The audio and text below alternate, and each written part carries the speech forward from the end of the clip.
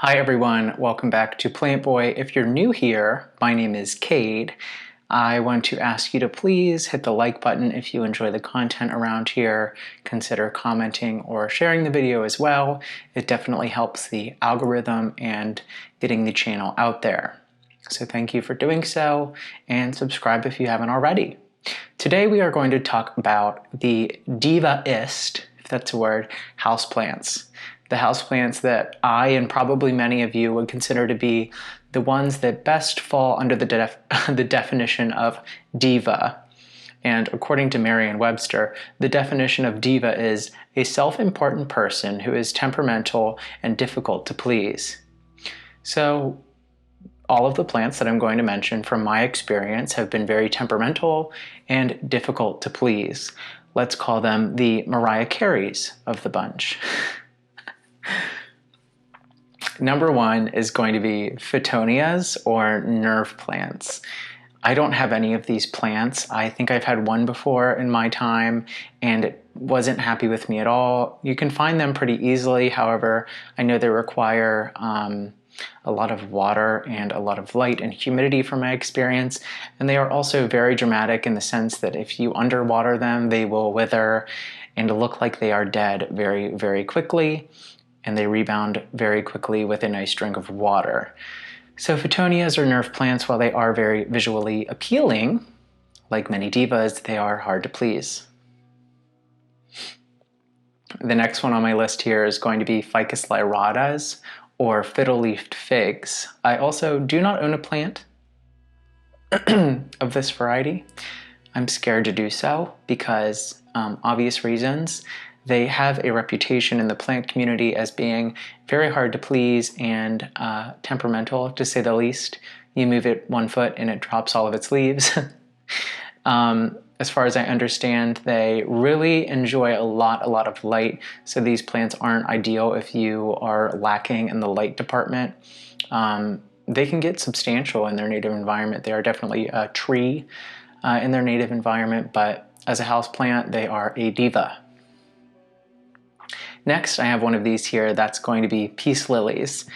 Peace lilies are nice plants. I enjoy them. I know some people, it reminds them of a funeral home, rightfully so, or a grandma from the 80s, also rightfully so.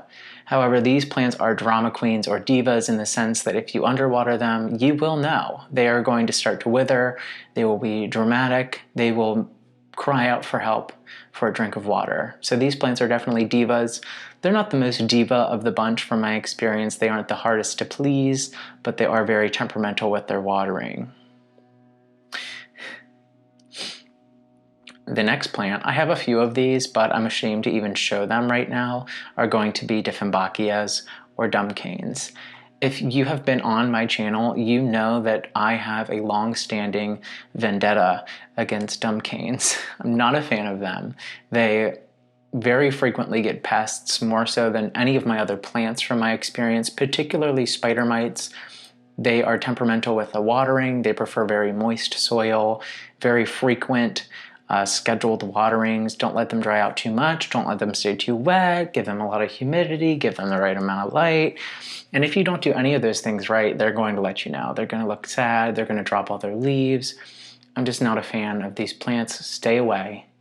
Maybe you've had better experience, but Dieffenbachias are Dieffenbachias. The next plant on my list is a string of pearls. As you can see here, I have one and I haven't really had many problems with it, but it only takes a short time in the plant community and hearing what other people say about certain plants to know that string of pearls are one of the infamous ones that a lot of people would consider divas. And I think rightfully so. They are definitely sensitive to water and you need a lot of light to care for these guys, a lot of bright and direct light, and mine even gets some bright direct light. Some people say that they do okay in medium light, but I would definitely say they prefer bright and direct light, or maybe even a little bit of direct light during the non-peak sunlight hours of the day. The next plant is basically any Calathea. Marantas aren't too bad, but any Calatheas, like the peacock plant, care guide video here. Specifically the Calathea white fusion. I have never had one of these plants because of its reputation as being one of the most difficult houseplants to care for. I have never known anybody that can keep one of these plants alive for a long period of time. You can find Calatheas that are a little bit more forgiving, such as the peacock plant.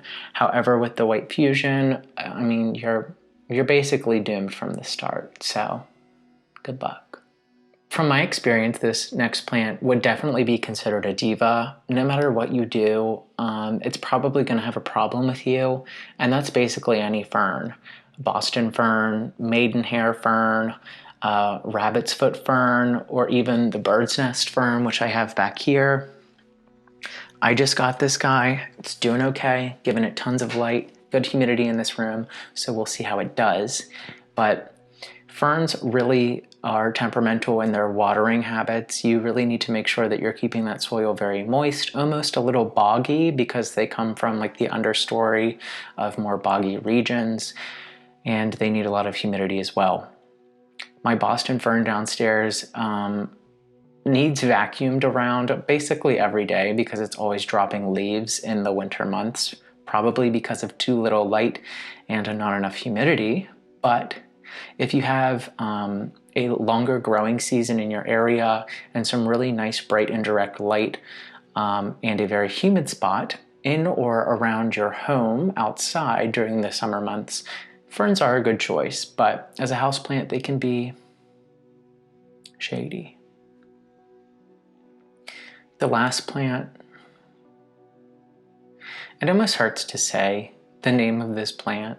And again, this is another one of those plants that if you've been on my channel for a long period of time, you're gonna know that I have also a vendetta, or let's say a feud, with anything from the Croton family, or the Crotium, I think is the Latin name for the family or genus, I don't know. But really any Crotons are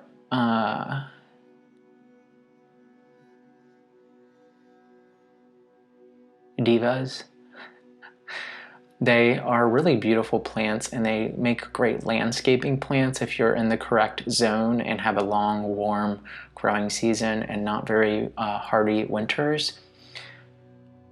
However, as houseplants, be prepared to fight these guys until they are 6 feet under. Be prepared to introduce pests into your home, and be prepared just to be so frustrated with the temperamental diva nature of this plant that it makes you honestly question why you ever got into houseplants to begin with. And after a certain point of going through the stages of grief with this plant, you will finally reach acceptance in the fact that you cannot have a Croton in your home unless you're blessed to have a green thumb for them. But personally, I'm done trying with the Crotons. Those were my diva houseplants, from my experience at least, and from what I've heard through the grapevine for certain plants that I'm a little too scared to purchase because I'm not interested in battling with any plants right now. Let me know if I missed any that are on your list. I'm sure that we all have our own experience with certain plants that we can just not keep happy at all. Good luck. Do your best to manage your diva plants. I know it can be tough. Take a few deep breaths and sit them down for a good talk and let them know how temperamental they're being. Am I crazy? Anyways, thank you all for watching. Again, consider hitting the like button and sharing if you enjoyed it, or subscribe if you haven't already, and I will see you all in the next video, I hope. Bye.